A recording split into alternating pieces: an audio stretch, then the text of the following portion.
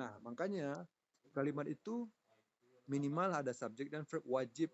Nggak boleh nggak. Dua itu aja udah cukup gitu. Itu udah kalimat tuh. Gitu. Paham ya? Oke, good. Contoh lah, kalau untuk cara Ana, sekarang coba lihat yang di Instagram nih. Sentence has structural meaning. Structural meaning maksudnya has, huh? Has structural meaning itu maksudnya dia punya makna yang terstruktur. Terstruktur itu dari depan ke belakang. Gitu. Sama kayak bahasa Indonesia. Nah, tadi coba lihat contohnya yang di bawah. They open the book. They mereka open buka book buku ya udah gitu aja artinya sama kayak bahasa Indonesia. Udah paham? Tanda kita belajar. Oke. Oke kayak gitu. Paham ya? Oke. Jadi intinya kalimat itu ya kita ulang lagi ya. Secara konsep tuh dia ada alfabet dan word. Ini cara mengartikannya kalau misalnya alfabet dan word itu artikan sesuai dengan katanya gitu ya. Kalau kata itu dia terkadang ada kata yang mempunyai satu kata mempunyai dua makna atau intinya lebih dari satu gitu. Paham ya? Oke. Next kita masuk ke pembahasan tentang phrase. Pernah dengar kata-kata phrase bahasa Indonesia itu frasa? Ya, oke. Frasa it has vice versa meaning sebenarnya. Phrase atau frasa itu artinya adalah ya pahami artinya ya ini dia jarang-jarang orang pahami nanti bang coba tanya. Frasa atau phrase itu artinya adalah kalau tadi kan kata artinya apa? Oke, good. Gabungan, oke kan logika gini aja. Kan udah pasti dia gabung huruf ya kayak i terserah dua ada yang dua tiga empat pokoknya kalau dua on in gitu kan intinya word atau kata itu tuh artinya adalah gabungan dari kata gabungan dari huruf yang punya makna atau punya arti gitu kan. Oke sekarang frasa dia mirip-mirip frasa ini logikanya gini aja dia semakin ini intinya levelnya semakin tinggi. Kalau tadi alfabet dia berdiri sendiri, kalau word itu gabungan dari alfabet kan, gabungan dari huruf kan. Nah, kalau frasa itu gabungan dari kata gitu. Nah, jadi arti lengkapnya gini. Phrase atau frasa artinya adalah gabungan kata yang punya makna satu. Nah, ingat tuh. Jadi kata kuncinya adalah punya makna satu. Beda ya. Dia gabungan kata nih. Berarti kalau gabungan kata udah pasti lebih dari satu kan? Nah, dia udah pasti nggak lebih dari satu. Tapi artinya satu gitu. Ngerti maksudnya? Oke. Nanti kita kasih atau mau kita kasih contoh langsung aja ya. Oke. Kalau phrase itu artinya kan gabungan kata. Nah, nanti sebelum kita masuk ke contoh, sekarang gini. Kalau phrase itu coba lihat itu di Instagram tuh. Phrase has vice versa meaning kan. Frasa mempunyai vice versa itu artinya vice versa. Vice versa itu artinya kebalikan. Dia mempunyai arti kebalikan. Kebalikan ini maksudnya dari belakang artikannya. Yang kita bahas tadi. Ya? Nah, jadi phrase itu artikan dari belakang. Nah, dia punya makna satu. Nah, kenapa disebut dengan makna satu? Oke, nanti kita kasih contoh. Ya, coba lihat example nomor 2. Example itu artinya? Nah, example itu artinya adalah oke. Example phrase itu nih, new book yang kita udah bahas tadi, new book. Itu abang kalau dalam bahasa Inggris itu kalau ada tanda garing, itu tuh artinya cara membacanya. New book. Kan di sampingnya tahu ya? Kelihatan kan? Oke, new book. Apa artinya new book? Berarti artinya ngartikannya dari dari belakang, kayak good. Nah, kalau misalnya kayak tadi new hairstyle misalnya, new hairstyle, apa artinya tuh?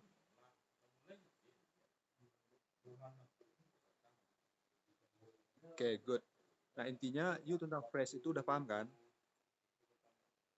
Nah, intinya untuk mengartikannya you juga udah paham. So, you udah cukup paham lah. Nah, sekarang kita masuk ke kenapa kita bilang frasa itu artinya, kan tadi dibilang arti frasa adalah gabungan dari kata yang punya makna satu kan. Nah, sekarang kenapa disebut makna satu, nah, gitu. Itu yang akan kita mantapkan lagi. Contoh gini, new book. Kalau menurut adik new book itu berapa artinya? Ya,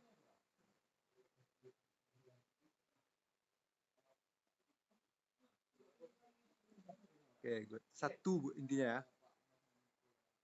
Oke, berarti udah cukup paham sih.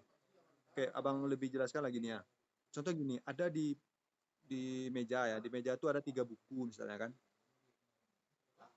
Ada yang hitam, ada yang robek, ada yang udah kusam gitu kan.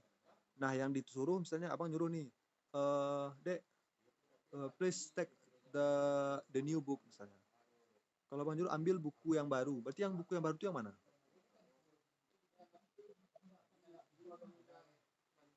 Kenapa?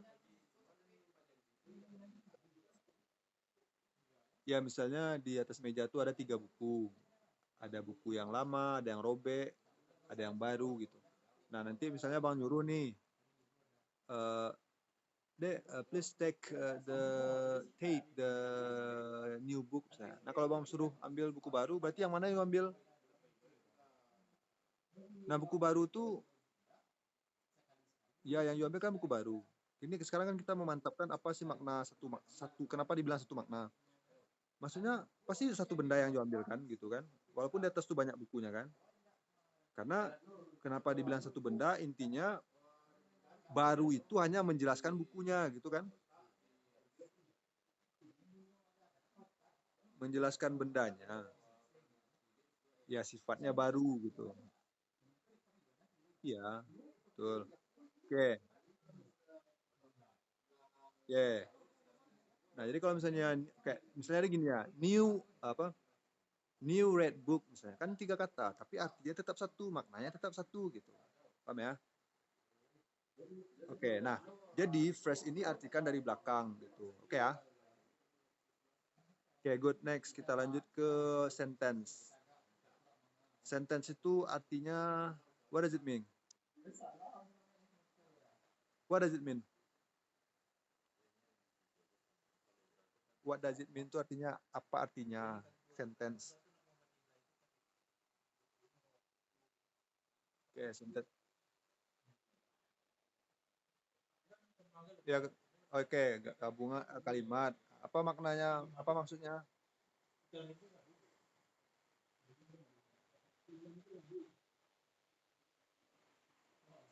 Mempunyai banyak makna gitu.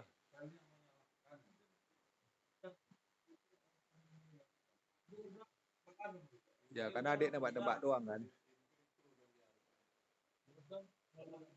Ya, nggak apa-apa. Sip. Oke. Kenapa?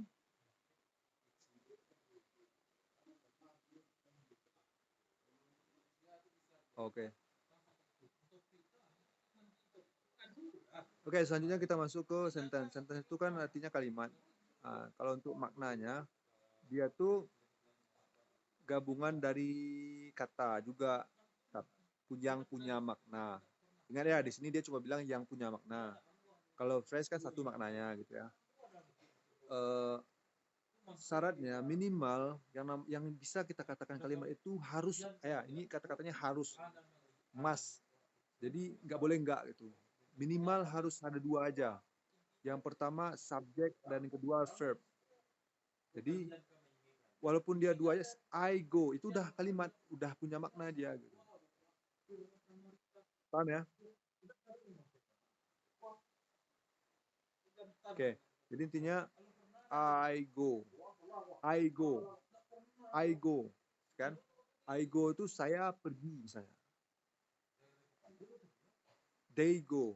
Mereka pergi. Nah, eh, itu kan 2 kata kan? They itu subjek. To go pergi kata kerja. Berarti dia udah kalimat. Jadi nggak ada pun nyalain nggak masalah.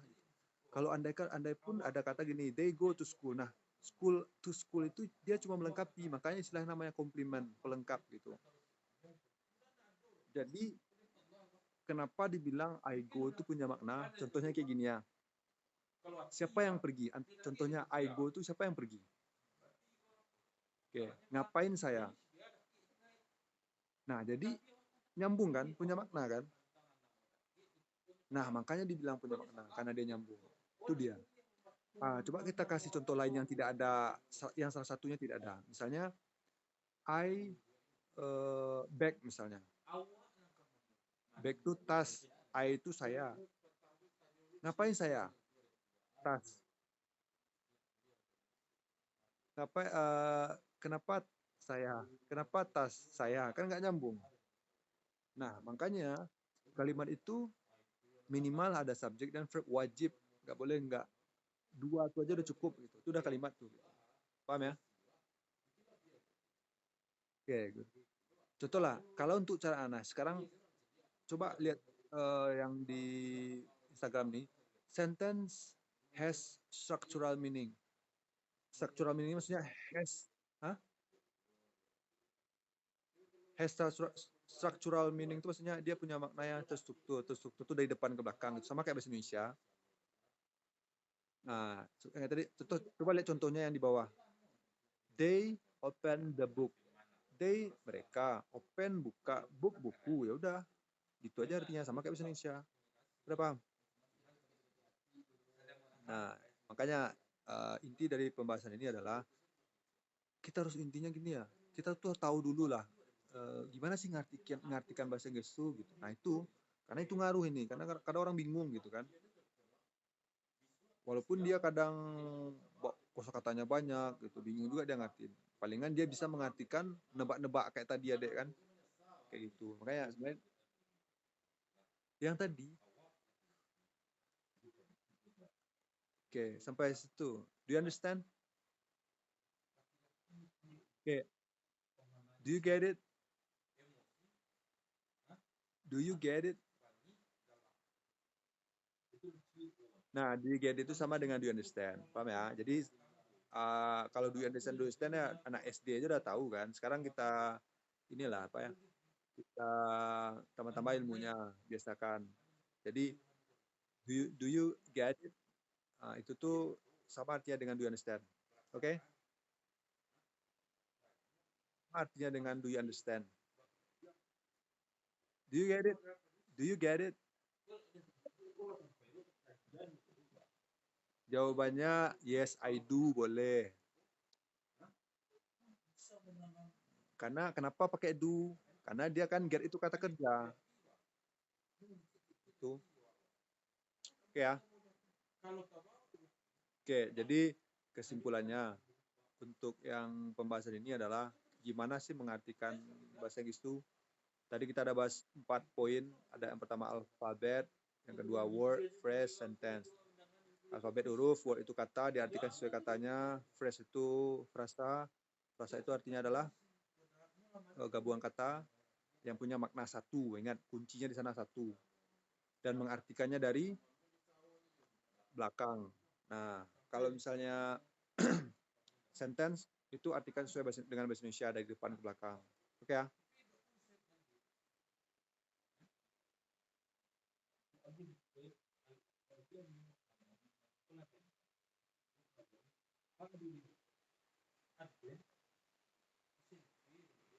Kalau you kalau logikanya gini ya, kalau you bisa bikin kalimat berarti you bisa mengartikan. Nah, kalau misalnya you nggak bisa mengartikan kalimat berarti masalahnya adalah kosakata. Kalau kosakata ya nggak tahu ya lihat kamus. Yang penting ya sekarang nih kita udah tahu konsepnya. Itu yang penting dulu, yang paling utama. Tuh. Oke ya. Oke. Itu satu lagi nih, tambahan lah sebelum kita akhiri. Ini udah jam setengah 12 nah. Sebelum diakhiri gini ya, tentang frasa ini ya. Terserah mau dicatat juga apa, kalau dengar aja nggak apa, dia gampang kok. Frasa itu kalau dia ada auxiliary biasanya itu yang digunakan of, auxiliary of misalnya. Dia artikan kayak dari depan ke belakang, nggak usah kayak biasa aja, nggak usah dari belakang. Contoh gini ya, Independence Day. Apa artinya? Independence Day. Independen itu merdeka. Jadi Independence Day itu artinya hari kemerdekaan. Nah, kenapa kita artikan dari belakang? Karena dia nggak ada off. Tapi kalau dia pakai off gini ya, Day of Independence. Kan day-nya di belakang tuh, di depan. Day of Independence. Berarti tetap artikan di belakang, dari depan. Hari of itu menyatakan dari. Hari dari kemerdekaan, berarti hari kemerdekaan. Paham? Hah?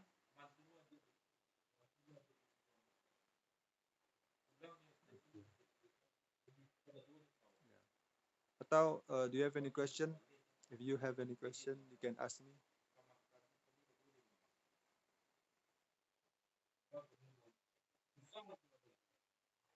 Kenapa?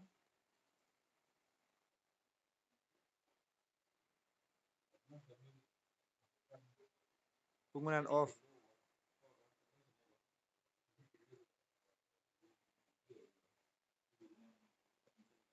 Oh, kalau penggunaan of itu nggak usah bingung. Kalau misalnya yang lain subjek itu uh, in the next time we will talk about that. Itu berarti to be subjek itu konsepnya. Intinya subjek dan personal pronoun, kata ganti orang. Misalnya jadi I ke me ke my. I jadi me jadi my itu kapan sih gitu.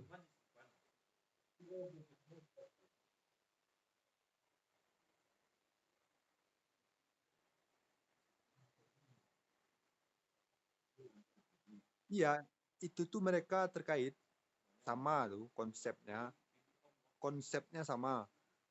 Itu namanya personal pronoun, kata ganti orang. Orang nih kita ganti-ganti nih, saya. Kalau dalam bahasa Indonesia kan dia sama aja, saya. Saya makan nasi. Ini rumah saya. Saya benci dia, dia benci saya benci dia. Kalau dalam bahasa Inggris beda. Saya benci dia, I hate him. Kalau dia benci saya, nggak boleh he had I, harus he had me.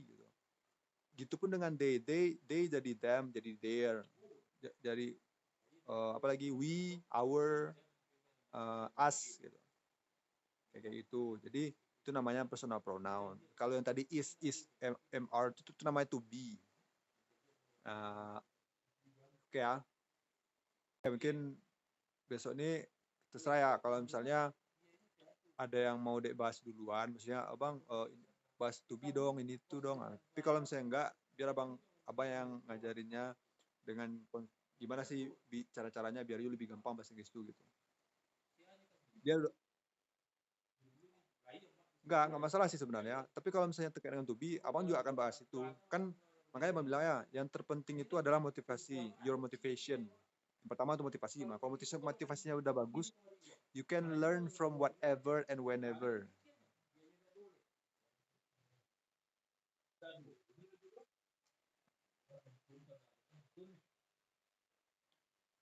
Ya makanya itu the problem is how to maintain your motivation. Maintain itu maksudnya mempertahankan motivasinya and make it higher. Jadi to make it higher and ya, yeah, everything depends on you. Jadi tergantung kita. Oke ya. So I think you are already sleepy ya. Are you sleepy?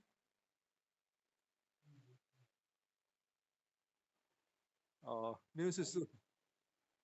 Oke. Okay. Oh, siap. Belum. Kalau karena WA mungkin. Berarti WA aman lah.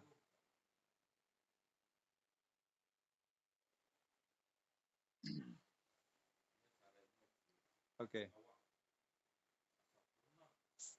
Okay, so but the next time you have to speak English with me. Maksudnya sedikit-sedikit nggak apa-apa. You have to be more confident, oke? Okay? Coba lebih pede. Oke okay, ya?